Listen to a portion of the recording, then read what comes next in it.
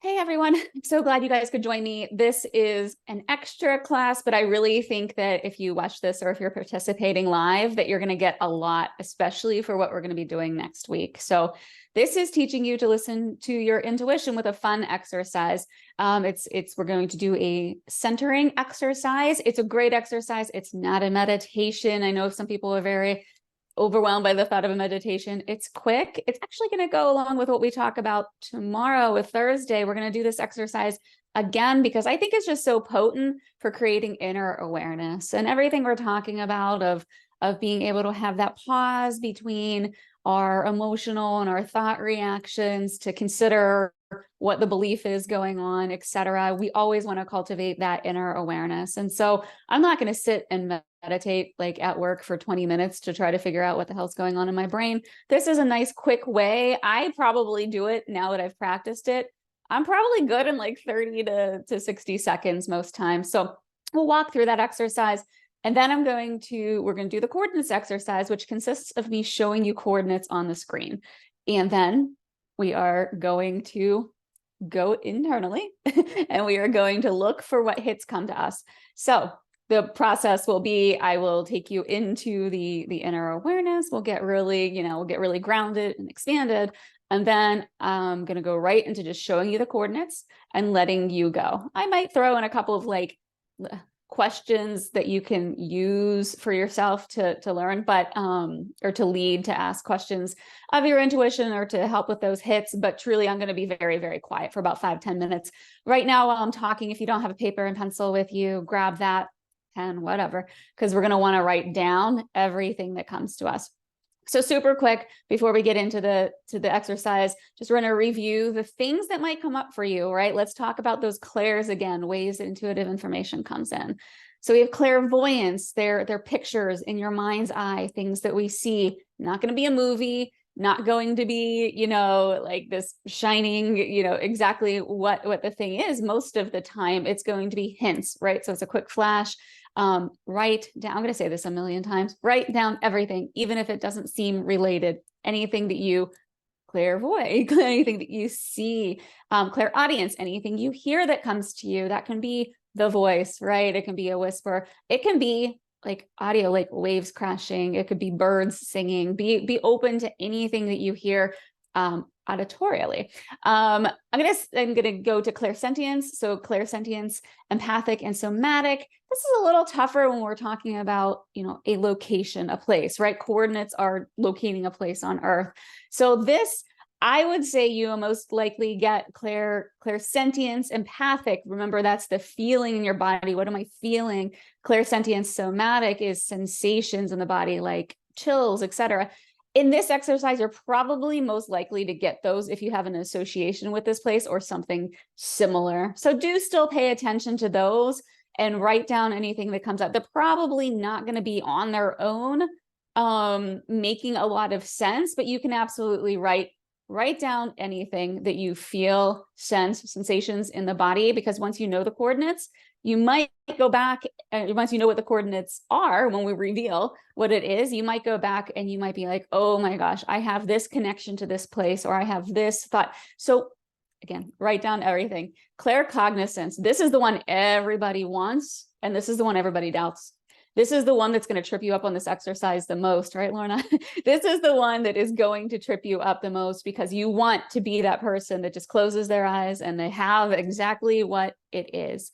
And it can absolutely happen for you, but you're going to go one of two directions. It's going to come to you and you're going to dismiss it like, nope, that was way too easy. No way that's true. Or it's going to come to you and you're going to doubt it, right? So it's going to come to you and you're going to be like, that's it. And you're going to doubt it. Sorry, you're going to come to you and you're going to doubt it being that easy, or it's going to come to you and you're going to think that it came to you because you wanted it to. And so you forced something, you forced looking at the numbers, you forced what you think it is. And now you've shut down to any other information coming into you. So just like anything that you're going to see a picture, a sound, you're going to get an emotion or a sensation, you're writing it down. You're writing it down as they come. If you get something and you think you know what it is, right? It just pops up for you and you're like, North Pole, right? You write it down, and then you keep your mind open to other possibilities. So I'll just give a really, really quick example on this. I had a client I did this with. We'll just use Lorna. We always use Lorna. Lorna did this, and it was the Sydney Opera House, right? But she didn't know that. She had just had the coordinates, and we go through, and we're doing this live, and I kept checking on her, giving her more time, and she was getting very frustrated, I could tell. And she's writing some things down. She's like, I don't think I have it. And we talked through what her hits were. She came up with, what was it? Like cat ears. she kept seeing cat ears. First it was peaks, like some like pointy peaks. And then it was cat ears. I'm like, cat ears? Why is it cat? I mean, cat ears make sense. Brenda's got a lot of cats. Like maybe that's and that's what she was talking about with the claircognizance. You start to try and analyze your hits, right? Like you get too into it. Like, no. Of course I'm thinking cats. Brenda has cats. Like it's not cat ears. This is irrelevant. So yeah, it started with that. And then there were waves. Waves. Okay. Why waves? Like that doesn't make none of these things connect. And then Phantom of the Opera came to you. The mask, and then the guy with the cape, and that was my clairvoyance. I could see that in my mind's eye. Like, why am I seeing the Phantom of the Opera? And the craziest thing is when she revealed to me what the coordinates are. The very first thing that popped into my head when I saw the coordinates was Sydney, Australia. And of course I dismissed it because I'm like, no, why would that pop into my head? That doesn't, like, that's so irrelevant. I thought the peaks were trees or mountains. Yeah. So if Lorna would have just taken these pieces individually, it can possibly help lead you to the answer, right? And that's what our intuition does for us. Very few times in our life is our intuition going to give us the answer. Claircognizance is an exception, but even then we doubt it. So we're getting these clues, we're getting these messages. It's a language of your own that you have to learn. I can't tell you what everything means. There are some symbols, we'll go over this probably the last day of class, that are kind of universal. Like when you look up a dream and there's universal symbols for dreams, you can use that sort of as a guide, but you really truly have to learn to use things that come to you. I have a teacher, the person who taught me this, she'll see yellow roses, and she works a lot with other people, reading for other people, but yellow roses were her grandmother's favorite. So she's learned that either it's a message from her grandmother about something with her grandma, or a time with her grandma, or in that time frame when she was younger, or if it comes up when she's working with somebody else as a client, she realizes it's about the person's grandmother or a grandmotherly situation. So just a way to say, don't doubt anything that comes up for you. Even and especially if they don't seem to make sense together, write them down. And then at the end, we're going to go back. We're going to look at pictures of what this is, and we're going to start to piece together the hits that you guys get. So I think I covered everything, except that you're not going to logically understand. Very few times is this logical and obvious. You can direct your awareness to a gate, but you can't force it to a clair. You can say, okay, I'm going to focus a little more attention on what am I seeing? What am I hearing? Right. But you can't force it. Like, come on, show me, give me a sound, right? It's not going to happen. So you can direct awareness, but you can't force the information. And again, just write down everything. This is the first time you guys are doing it. This is the first time we've probably really sat down. You guys are coming into a day, right? You have a lot of things going on before this. And so don't judge yourself. This takes practice. This is a thing. Just see what comes up for you. So what we're going to do, I'm going to make sure my PowerPoint is at the right slide. Okay. So again, we're going to walk through this grounding exercise. I'm going to probably make it quick, probably three minutes, maybe a little longer, judging on kind of where I feel the group is. And then we're going to, I'm going to, as soon as I'm done talking, I'll tell you that the coordinates are up.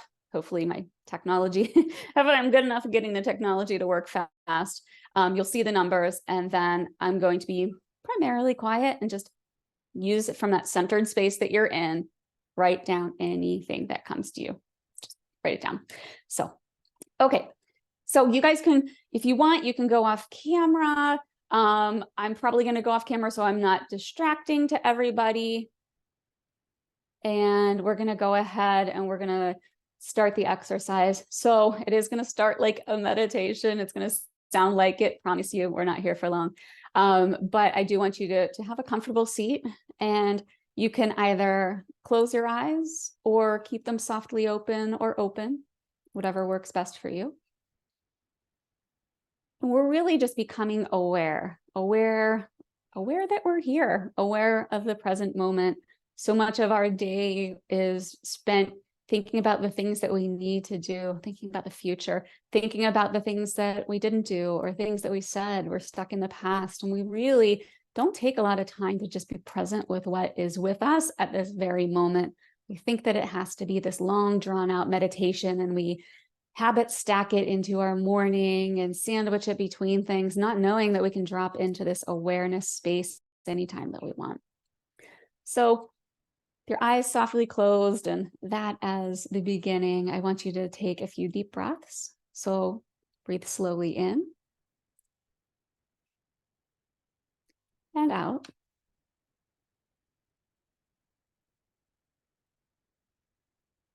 At your own pace. I tend to find that a pause at the top of my breath really brings more awareness, brings me more centered, and it helps me to feel more grounded. So a couple more breaths, slowing those down.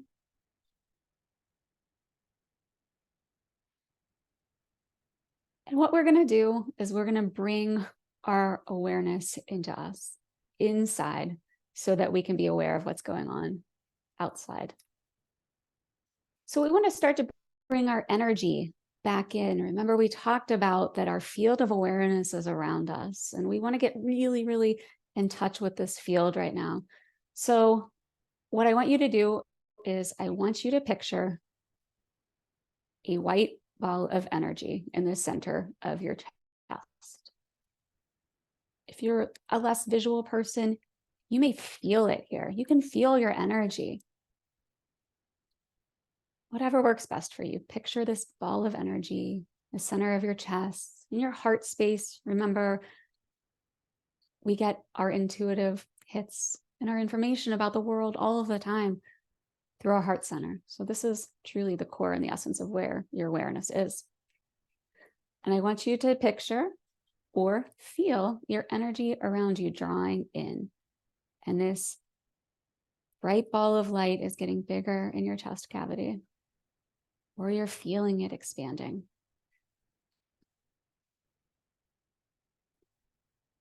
And now that you have your energy centered, it's yours, we're going to get grounded.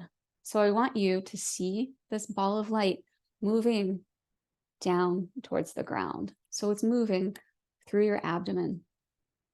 You can feel this. You can really feel this too if you're less visual. You can feel the energy moving through your torso. And see this bright ball splitting. It's going down both legs. Feel that energy moving down through your thighs, your calves, to your feet, and then through the bottom of your feet. You're going to ground in with these roots that grow. It's this energy that's expanding into the earth. The roots are going deep. The roots are going wide. You can feel this. You can picture this energy spreading like roots of a tree. It's going very wide, very deep, as far as you need it to feel very grounded.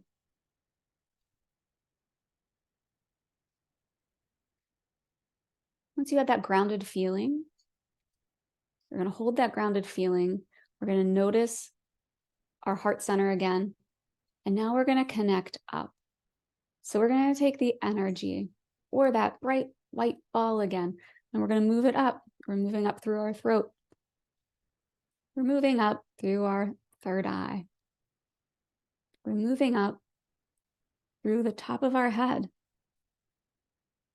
And this energy, this light is going to shoot out of the top of your head, and it's going to connect to whatever you feel resonates with you. That can be source, that can be God, that can be the universe, that can be that toroidal field all around our body. It doesn't have to be very far if it doesn't feel right to you. It's what feels right to you. For me, it's about 3 feet off the top of my head.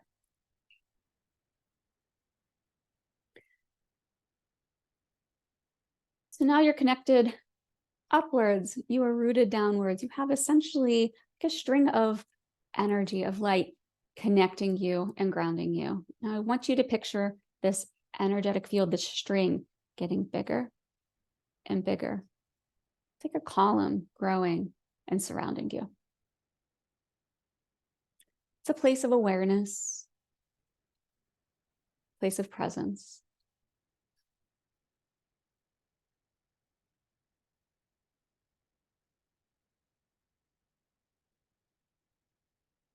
Once you feel present, I just shared your coordinates on the screen. Please let me know if you can't see them.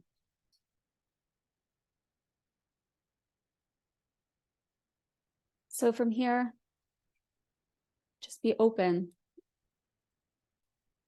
Write down what comes to you. Close your eyes if you'd like. I'm going to be quiet in a minute, but just a couple of prompts for you. You can ask, is this man-made or is this natural? Is it near water? Is it near trees? What materials is it made of? Or does it consist of? Those are the kind of prompting questions that you can ask yourself. So I'm going to give you until about 12:25, 12:26, about 5 minutes here. And then we're going to come back together and we're going to talk about what we came up with. Don't judge, just write.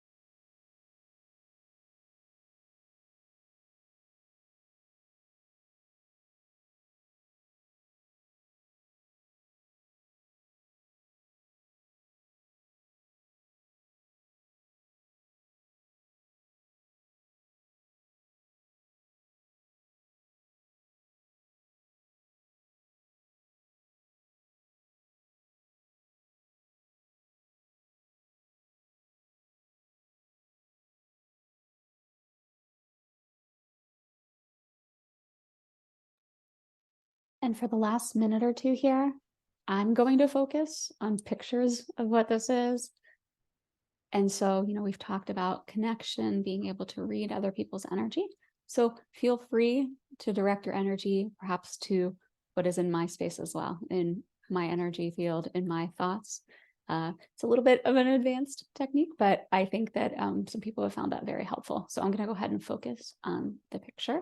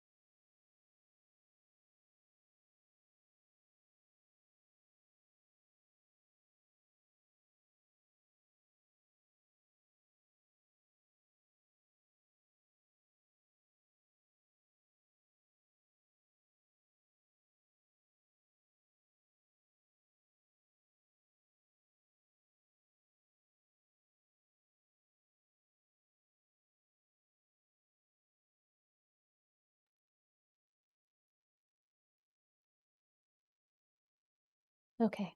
I know it's only been about 5-6 minutes, but hopefully I definitely want Jenny to be a part of this. I want to hear what she's come up with. So I'm going to stop sharing my screen. Come back to you guys. So I'm curious, who wants to share what they saw, felt, noticed, anything?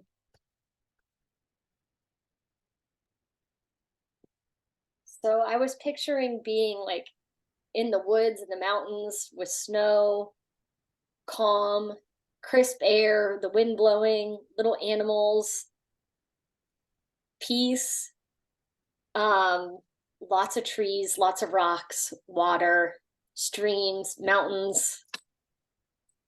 I don't know where I was, but it was very beautiful. I like that. I like that. It's a good place to be. It's a good place.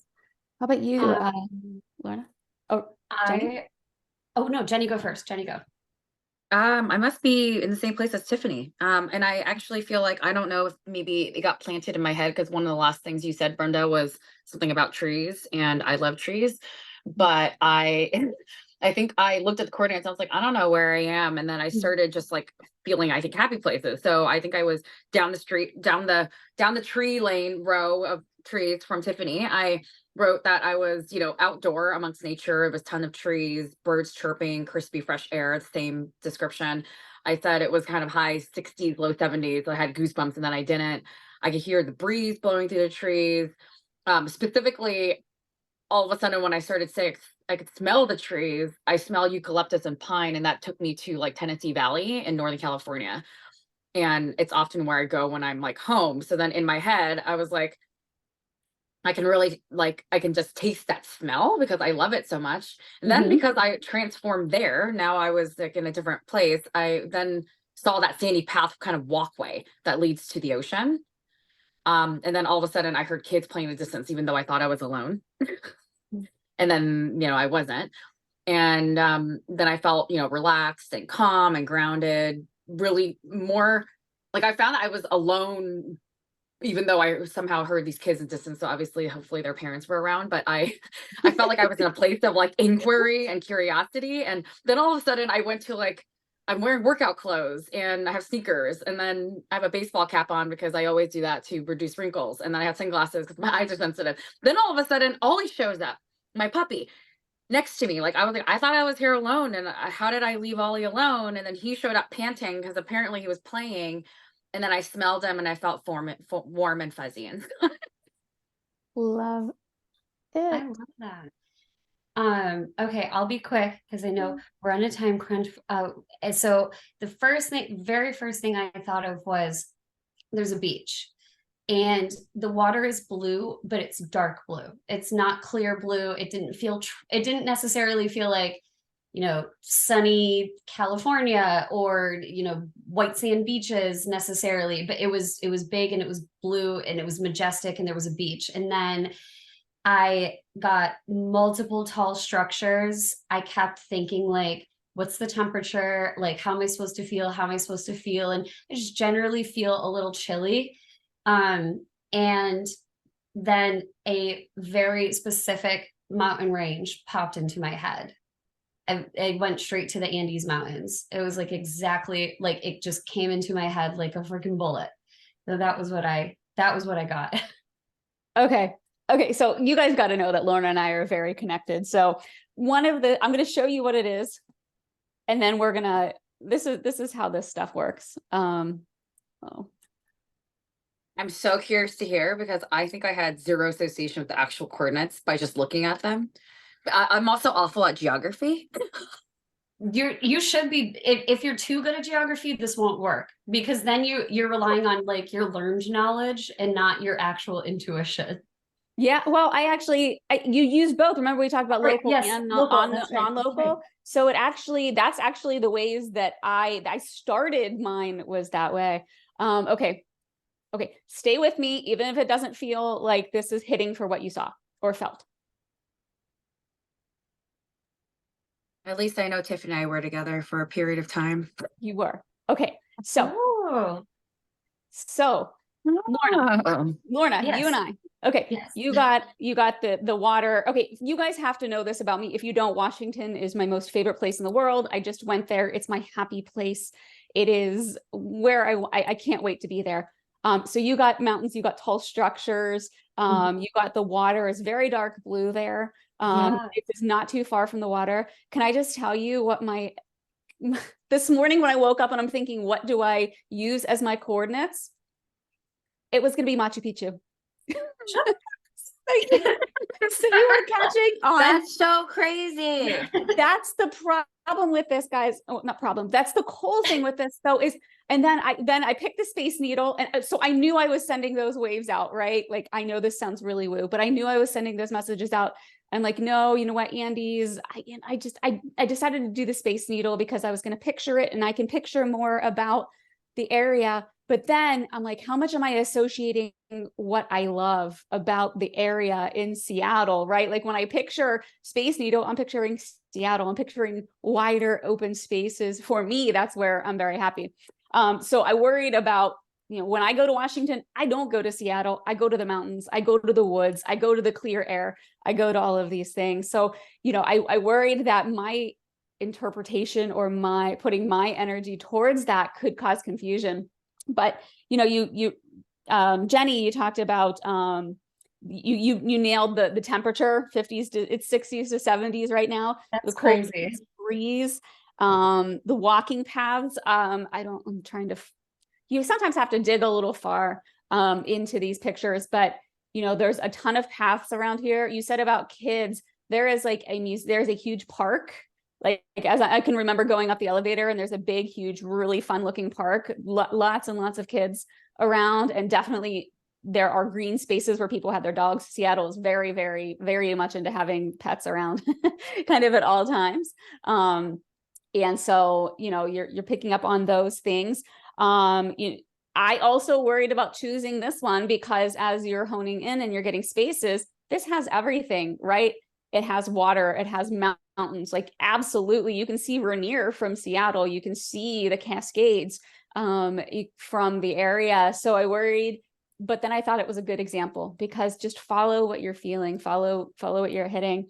I would, I know that you have to drop Jenny, but, I would explore further some of these things, look at pictures, dig a little further into associations. I really super quick when I first did this and I was having all of these hits and the first day I did it, I called Lorna. I was like, you've got to give me more coordinates. And so she gave me coordinates, and the first thing that popped into my head, I did the thing that I told you not to do.